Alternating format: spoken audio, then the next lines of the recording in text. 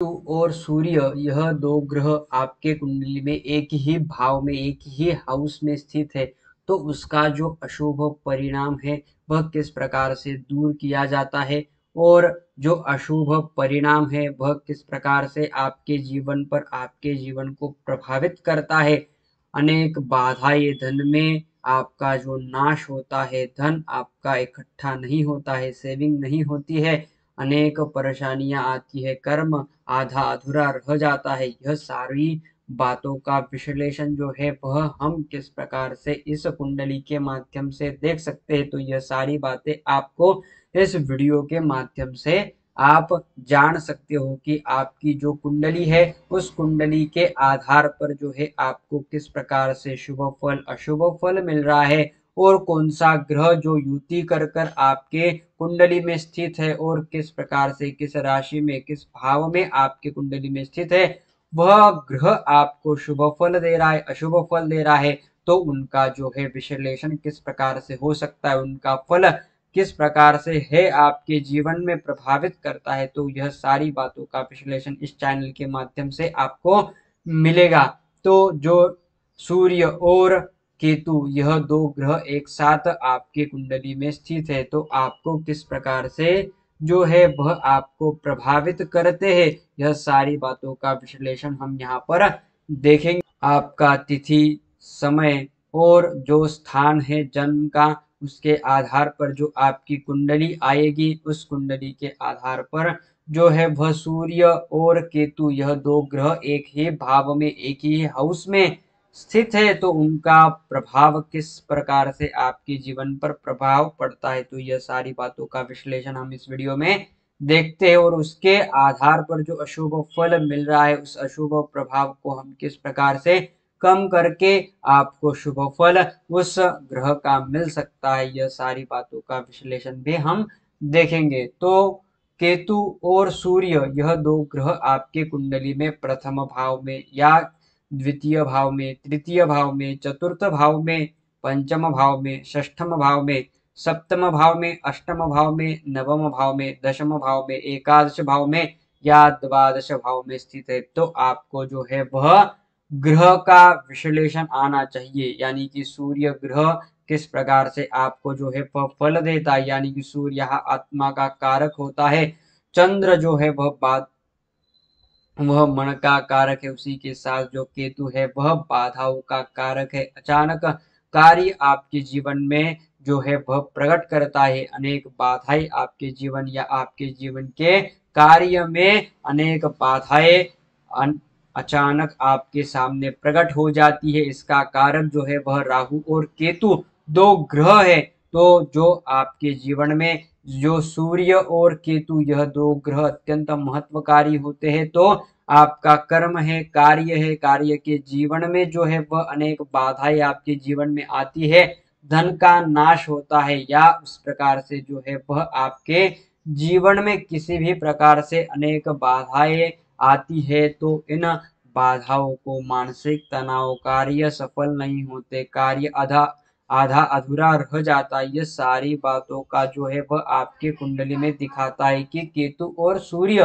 ग्रह की युति होकर ग्रहण दोष बनता है, तो इस ग्रहण दोष का जो है वह आपको निवारण करना है। आपके जीवन में जो है वह बाधाएं आती है, तनाव रहता है, धन का नाश होता है, धन संबंधित समस्याएं उद्भवती है, उसी के बाद जो स्वास्थ्य है, हृदय विकार हो, मस्तिष्क में संबंधित विकार हो, इस प्रकार से जो है वह आपको मुश्किलें आती है, व्यवसाय में असंबंधित असंबंधित बाधाएं आती है, असफलता मिलती है, उसी के साथ जो अचानक बाधाएं या राहु और सूर्य ग्रहण दोष से निपटने के लिए आप जो है यह बाधाओं को दूर करने के लिए कुछ उपाय कर सकते हो, तो वह उपाय भी हम इस वीडियो के एंड में देखेंगे। तो क्या प्रभाव है, इस प्रकार से जो है वह आपके जीवन में तनाव, धन का नाश, धन संबंधित समस्या वह किस प्रकार से देखेंगे, तो देखते हैं कि प्रथम भाव में आपके कुंडली में जो है वह केतु और सूर्य का ग्रहण दोष बना है, तो इस ग्रहण दोष से जो है वह आपकी मानसिक तनाव रहेगा प्रथम भाव में स्थित होने के कारण से। उसके बाद स्वास्थ्य में भी बिगाड़ लाएगा। जो आपका कर्म है, कर्म में भी आपको जो है वह आधा अधूरा रहने के कारण से जो है वह यश, कीर्ति और विजय प्राप्त नहीं होगा, और इनका मन अत्यंत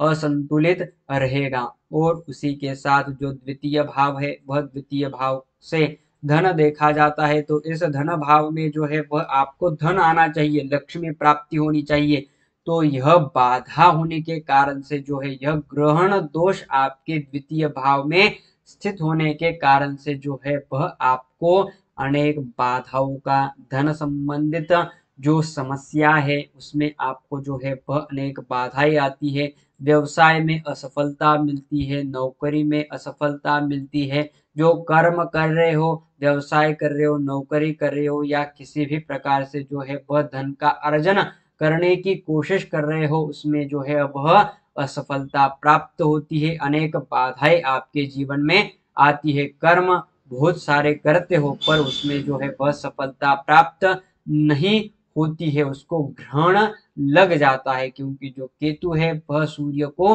ग्रहण लगाता है। उसके बाद जो है वह तृतीय भाव, तृतीय भाव से जो है वह आपको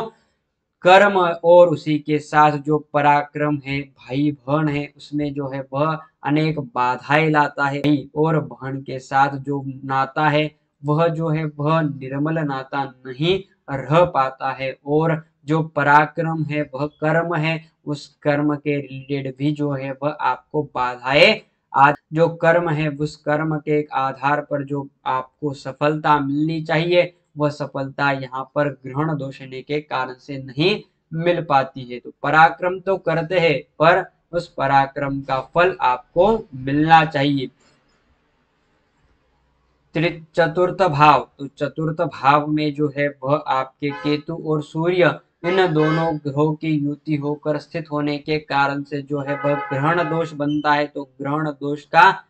क्या प्रभाव पड़ता है? तो मातृ सौख्य में कमी आती है, पिता के साथ जो है वह आपके कलह रहता है, और उसी के साथ जो है व्यवसाय में बाधाएं, व्यवसाय आपका पूरी तरह से जो है वह धन धान्य समृद्धि से चलना चाहिए वह नहीं चल पाता है, उसमें अनेक बाधाएं आती है। उस व्यवसाय से जो धन प्राप्त होना चाहिए वह प्राप्त नहीं हो पाता है। इस प्रकार से जो है वह आपको चतुर्थ स्थान में स्थित होकर केतु और सूर्य की ग्रहण दोष का जो है अशुभ फल मिलता है। उसके बाद जो है वह पंचम भाव, तो पंचम भाव में जो है वह सूर्य और केतु की युति है आपके कुंडली में। तो बुद्धि की जो स्थान है वह पंचम भाव है। तो पंचम हाउस से आपके जीवन में जो है वह बुद्धि में कमतरता लाता है। उसी के साथ जो है वह कर्म, जिस कार्य के रिलेटेड जिस दिशा में आपको जाना चाहिए उस दिशा में आपको जो है वह भ्रमण करवाता है।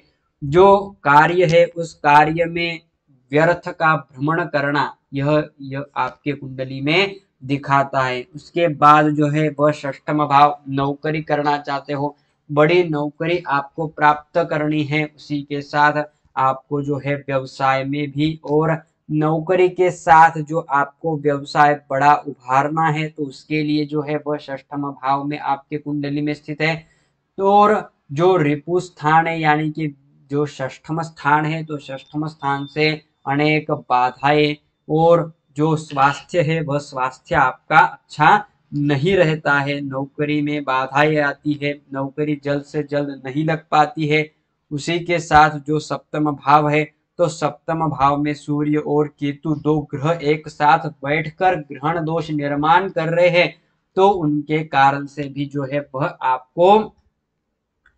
जो पति या जो दाम्पत्य जीवन है उसमें बाधाएं आती है, क्लेश रहता है। क्योंकि जो केतु और सूर्य है वह सूर्य अग्नि का कारक है, अग्नि तत्व का कारक है, इस कारण से जो है वह आपको क्रोध आपके मन में लाता है, और केतु जो है वह अनेक बाधाओं का कारण है। बाधाएं आती है आपके दाम्पत्य जीवन में, इस प्रकार से जो है वह आपको अशुभ फल देता है। आप यदि पार्टनरशिप में व्यवसाय करते हो तो भी उसी में भी बाधाएं यह ग्रहण दोष लाएगा। उसके बाद जो अष्टम भाव है, तो अष्टम भाव से जो है वह सूर्य और केतु की जो युति है उस युति के कारण से है वह आपको मृत्यु तुल्य कष्ट या जो कर्म कर रहे हो उस कर्म का कुछ भी लाभ आपके जीवन में नहीं हो पाता है। धन हो या किसी भी प्रकार से जो आपको लाभ मिलना चाहिए, जो कर्म कर रहे हो उस कर्म से कौन सा भी कार्य हो, आप कितने भी प्रयत्न करते हो फिर भी आपको यश नहीं मिल पाता। यह कारण है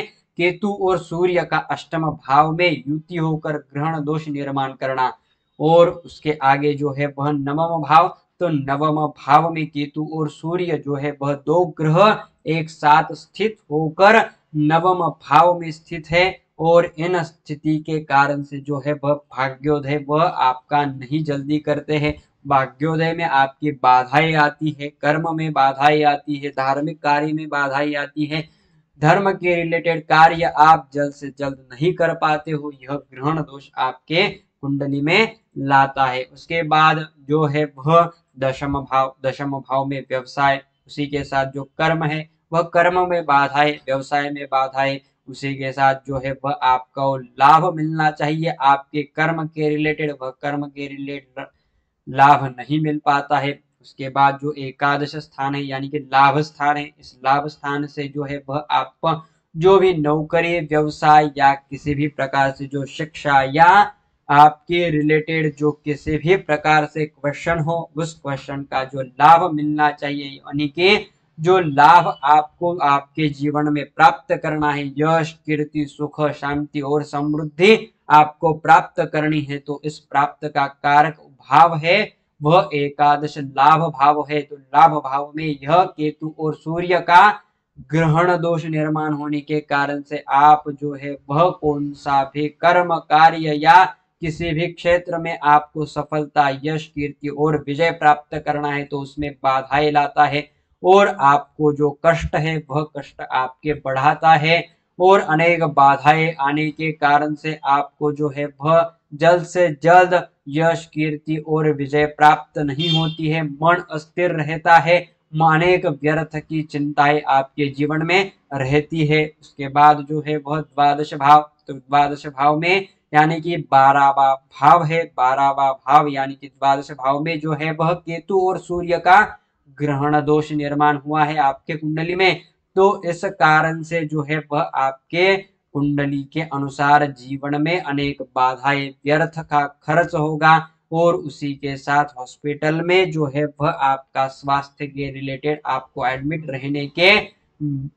योग भी इस जीवन में आएंगे। इस प्रकार से जो है वह आपको यहाँ पर केतु और सूर्य ग्रहण दोष के अशुभ फल उसका क्या उपाय करना चाहिए यह अब यहाँ पर हम जानते हैं। तो सूर्य और केतु जो दो ग्रह है वह बाधा का कारक और यह अग्नि का कारक और कर्म का कारक है, तो आत्मा का कारक है। तो इन दोनों ग्रहों का क्या उपाय कर सकते हो, तो इन दोनों ग्रहों का जो है वह आप जप कर सकते हो। ओम केम केतवे नमः, ओम सुम सूर्याय नमः, इस मंत्र का जो है जाप आपको हर दिन 108 बार जाप करना है, तभी जो है वह यह अशुभ फल कम करेंगे और इनका शुभ फल आपको प्राप्त होगा। जो बाधाएं आ रही है, कर्म पूरा नहीं हो रहा है और उसी के साथ धन का नाश हो रहा है, कर्म का नाश हो रहा है, फल नहीं मिल रहा है, नौकरी के रिलेटेड बाधाएं आ रही है, तो इसके रिलेटेड जो है वह आपको यह मंत्र का जाप करना है। उसके साथ जो है यहाँ पर मैं रत्न सजेस्ट नहीं करूंगा क्योंकि जो सूर्य है वह ग्रहण के कारण से जो है वह ग्रस्त हो गया है, इस कारण से आपको रत्न सूर्य का मानिक रत्न धारण नहीं करना है। यदि शुभ ग्रह की यहाँ पर दृष्टि पड़ रही हो सूर्य पर तभी आपको जो है वह मानिक रत्न यहाँ पर आप धारण कर सकते हो। तो उसके बाद जो है वह आपको सूर्य का मंत्र आदित्य हृदय स्तोत्र का पाठ भी करते हो तो भी आपको जो है वह सूर्य का फल अच्छा मिलेगा। सूर्य के अर्घ्य आपको देने चाहिए, हर दिन दीजिएगा। सूर्य के अर्घ्य देते वक्त आपको जो है वह आपके कलश में लाल फूल चंदन या कुमकुम आपके कलश में मिक्स करके सूर्य को अर्घ्य दीजिएगा, तो आपको जो है वह अशुभ फल जल्द से जल्द कम होगा और शुभ फल आपको जल्द से जल्द प्राप्त होगा। तो इस प्रकार से जो है वह सूर्य को अर्घ्य देने हैं। और केतु ग्रह के जो है वह केतु ग्रह का मंत्र आपको पठन करना है, हर दिन कीजिएगा तो भी आपको जो है वह फल प्राप्त होगा। और उसी के साथ जो केतु और सूर्य की